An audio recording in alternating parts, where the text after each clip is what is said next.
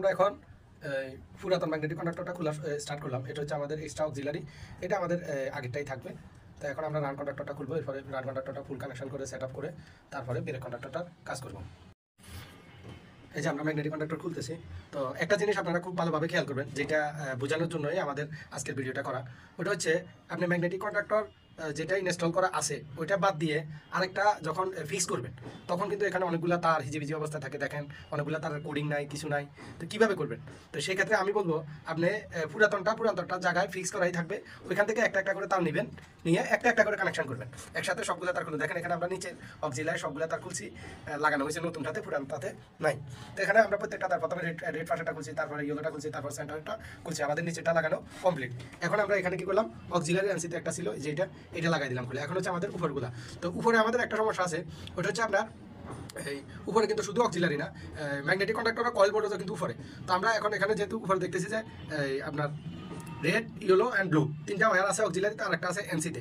তো এই তিনটা আমরা খুলে, এই তিনটা ব্লু হওয়ার কথা না, আমরা যেভাবে দেখতেছি বাম পাশ থেকে রেড, এরপরে হচ্ছে ব্লু, এরপরে ইয়েলো, এরপরে এনসি লেখা আছে K71। তো আমরা এই তিনটা সরিয়ে ফেলবো। সরিয়ে কি করবো, প্রথমে কয়েল কানেকশন, যেহেতু কয়েল কানেকশন নিচে, কয়েল কানেকশন দিয়ে পুরাতনটাকে রিপ্লেস করে নতুনটা বসা দিয়ে তারপরে এগুলো কানেকশন করবো। এই হচ্ছে আমাদের রান কন্ডাক্টরের কানেকশন। এরপর আমরা অনুরূপভাবে ব্রেক কন্ডাক্টরটা কানেকশন করতে থাকবো।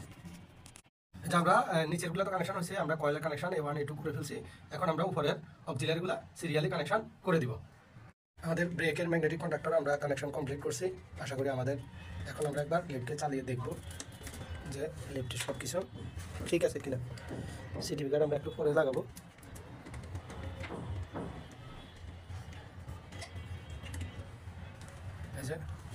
আর হচ্ছে আমাদের পুরাতনটি, এটা রান কন্ডাক্টর, এটা ব্রেক কন্ডাক্টর। আর এখন আমরা এটা রান কন্ডাক্টর ইনস্টল করছি, অক্সিলারি আগেরটাই আছে, এটা হচ্ছে ব্রেক কন্ডাক্টর।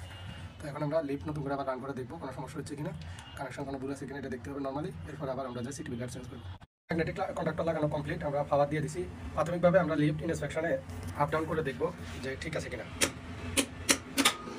যে আমাদের চলতেছে লিফট ইনস্পেকশনে ডাউন হচ্ছে। এখন আমরা আপ করবো,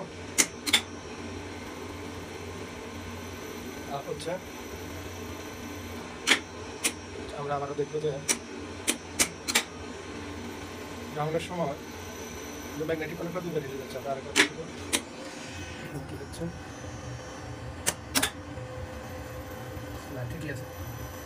এখন আমরা দেখবো যে আমাদের লিফট হাই স্পিড করলে লেভেল হলে দরজাটা খুলে কিনা। হাই স্পিড করলাম, লিফট লেভেলে যাচ্ছে, 3 নাম্বার ফ্লোরে যাচ্ছে লিফট।